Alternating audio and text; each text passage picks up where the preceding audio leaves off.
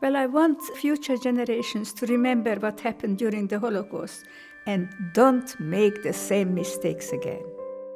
I fill my life with love instead of hate. Love instead of hate. This is our echo to Hedi. I am Hedi. I have 4 brothers and sisters. I am the eldest. I was born in a small town in Hungary in 1927. I am 16. I am Jewish. Life in Hungary for Jewish people was quite normal. Very normal. But then, on the 19th of March 1944, Hitler arrived in Hungary. From that day on, The 19th of March. everything changed. Go home and be quiet. Do not go out on the street. They said. Our lives will never be the same again. Every day, new orders came out. I was not allowed to go to school. Don't shop here, this is a Jewish shop. All Jewish people must relinquish their jewellery. All Jewish people must go into ghettos. Everybody must give up their cars, motorbikes and bicycles. I had a bicycle.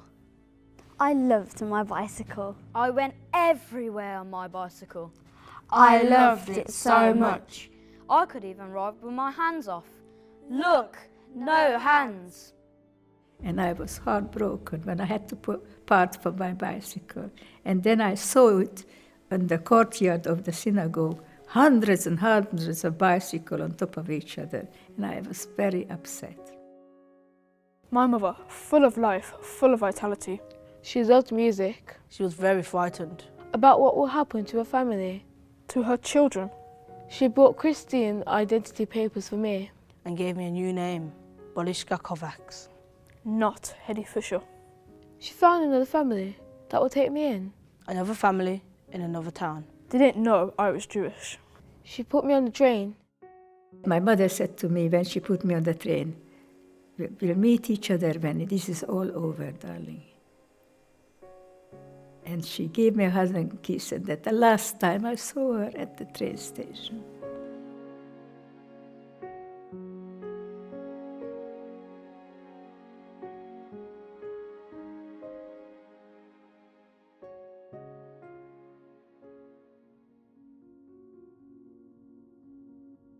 I am in a new town with a family I've never met before.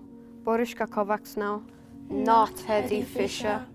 I went round to music shops. I had nothing else to do. I listened to records, and there were 2 girls. They looked familiar to me, and I looked familiar to them. We discovered we were the same.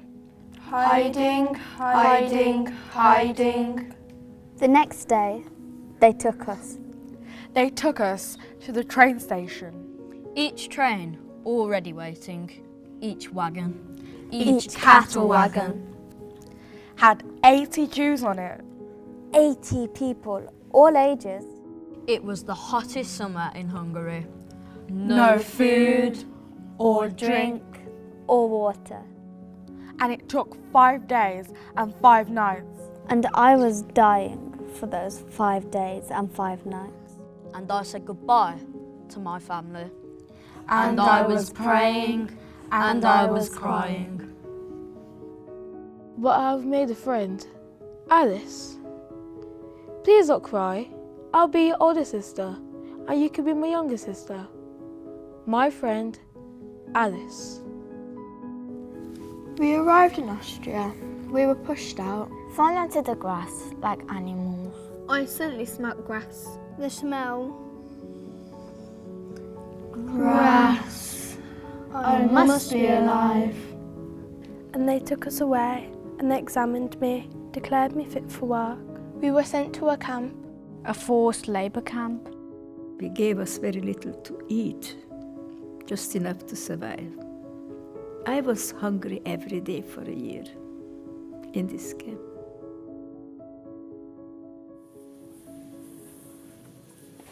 And then they decided to evacuate the whole camp. The Russians had arrived in Vienna. The Jewish group were to be going walking into Germany. People were making all sorts of noises saying, "This is going to be a terrible walk Without food, without water. This is going to be a terrible walk." But Herr Mayor, Mr. Mayor, the foreman of the factory, he said to me and Alice, my friend, don't go on the walk. The terrible walk will save 2 girls, hide you, keep you safe. I have a daughter and I would want someone to do the same for her. And we memorised his address in Vienna, and we walked. And we walked. And we snuck onto a train. And we arrived in Vienna, a beautiful city, a lovely city. And once there, we were safe. Every day, we went to the centre to look for our parents. Our families. I could see nobody from my family. And that's when I heard the word Auschwitz. And that's when I realised. I cannot expect my family back.